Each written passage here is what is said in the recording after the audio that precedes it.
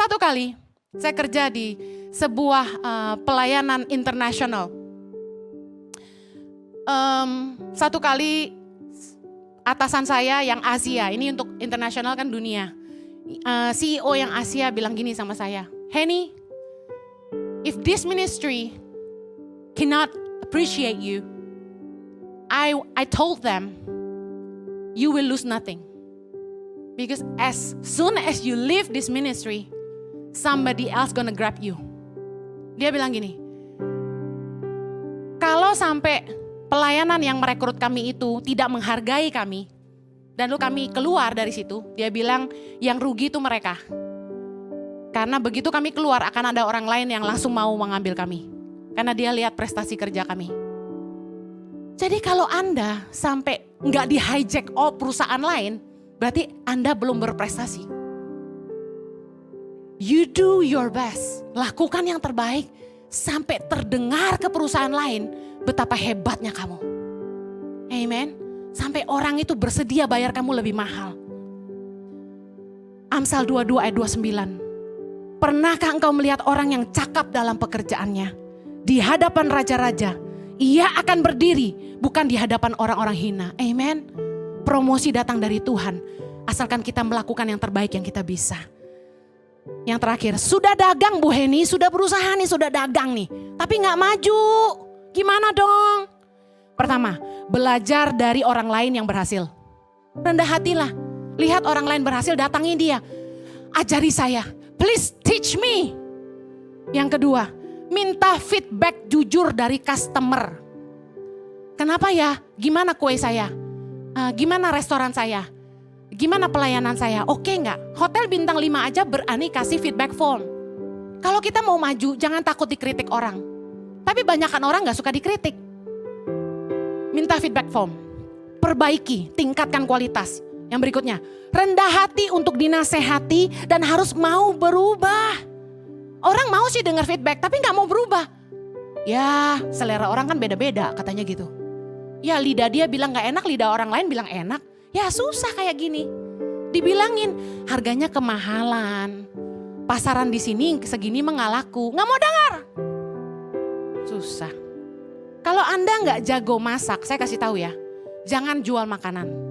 Saya udah ulang-ulang bilang, orang rugi 3 kali. Udah bayar, gendut, gak enak lagi. Saya tutup. Kalau rekam jejak orang itu baik, saya yakin waktu dia susah, orang-orang di sekitarnya pasti bantu dia. Ingat saya khotbah rekam jejak minggu lalu? Kalau rekam jejak orang ini baik, ketika dia susah, pasti orang-orang di sekitarnya bantu dia. Gak perlu sampai pinjem-pinjem online, hutang-hutang kanan kiri. Siapa yang harusnya bantu Anda? Orang-orang terdekat Anda. Keluarga, saudara, teman, gereja. Nah kalau gerejanya gak kenal dia, gak akan mau bantu dia.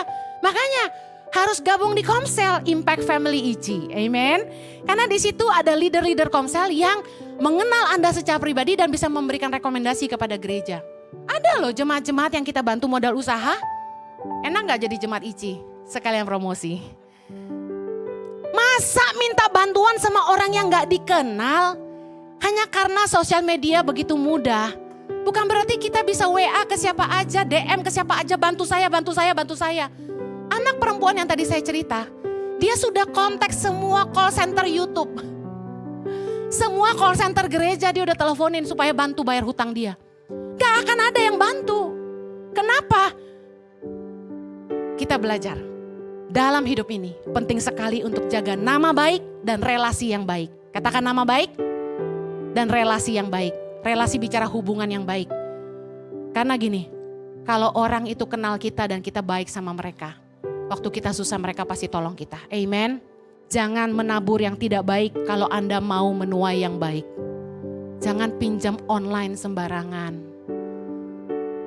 Kalau ada jemaat ICI yang menonton ibadah ini secara live maupun nanti online, nanti malam maupun ada di tempat ini, Anda terikat pinjaman online. Anda punya hutang yang Anda gak bisa bayar. Mari kontak admin ICI Saya akan berusaha untuk mencarikan orang yang bisa memberikan Anda cara untuk keluar dari situ. Karena pasti seperti orang-orang bank akan jauh lebih tahu bagaimana jalan keluarnya. Oke? Kalau ada yang gak punya kerjaan dan pengen banget kami bantuin cari kerjaan, tolong kontak admin ICI. Tapi saya ulangi, asalkan Anda mau kerja, kerjaan yang Anda pikir itu rendah, Anda tidak akan sulit mencarinya, dan saya yakin itu jauh lebih terhormat daripada Anda jadi minta-minta. Amen. Ibadah Gereja Impact Community Indonesia ada di setiap minggu jam 8 pagi, jam 10, jam 12 siang, jam 3 sore, dan jam 5 sore.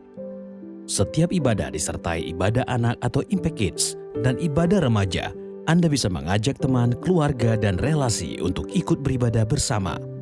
Dan bagi anak-anak muda, ada Impact Youth jam 5 sore waktu Indonesia Barat di Gereja Impact Community Indonesia.